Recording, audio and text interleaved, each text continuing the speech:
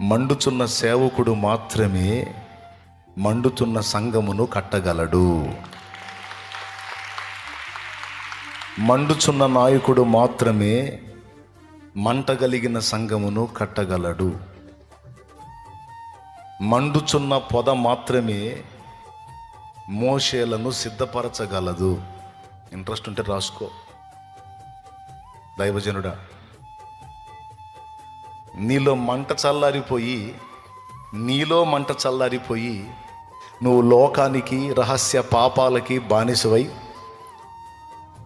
లోకానికి రహస్య పాపాలకి బానిసవై ఎవరో ఒకటి పుస్తకం చదివి మండుతున్న ప్రసంగం చేయొచ్చు. అది మంట ఒరిజినల్ కాదు.